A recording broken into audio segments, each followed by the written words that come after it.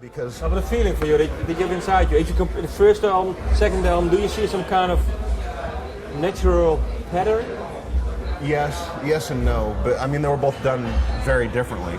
Like the first album was basically recorded live in a studio, and this album was more polished, much more, produced, for lack of a better word, We were able to spend more time to layer things, to separate the drums from the guitars, to say, okay, I want to add a heavier guitar to this section of this song. I want to, add a third guitar track here, maybe even a synthesizer part here, First album, we didn't really have that luxury.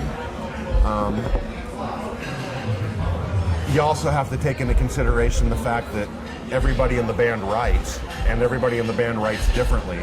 We all have different styles of songwriting, and that plays into the way our albums come together. Having said that, I don't know if we'll ever really find a direction, you know what I mean? That may be our direction, is the fact that we don't really have a direction, you know what I mean? Well, what is in for you? Because you were saying, well, you all write. How are the songs picked? Pretty democratically. I mean, we had around 30 songs to choose from when we went into the studio. We have a couple different ways we choose songs. One way is which ones do we just like or feel the most. The second way is which ones do we have time to work on. Because there were, probably 5 or 6 more songs that we really wanted to get to that we just didn't have time to get to, And that's another thing that kind of bums me out.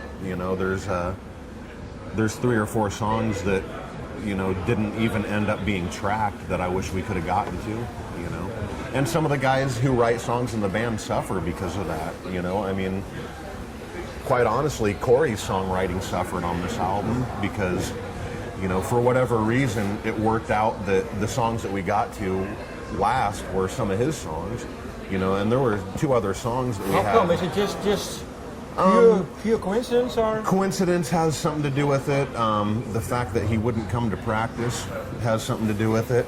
Okay. But it is what it is, I mean, we got to the end of this recording process, and we were working on Through Glass. We hadn't worked on Zizek's Road at all.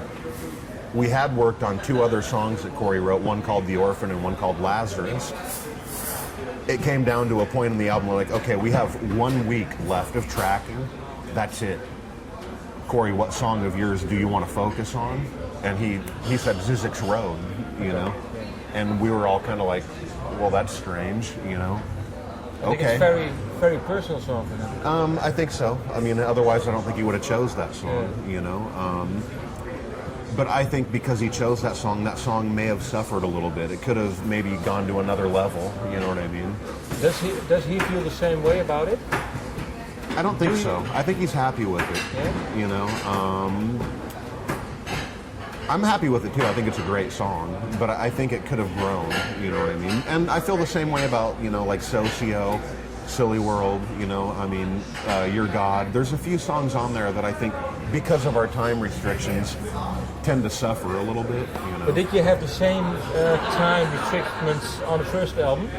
And did the songs grow then while touring? A lot more. And they do. They do. They do grow when you're touring. Things happen when you're playing them live, and you're kind of like, fuck.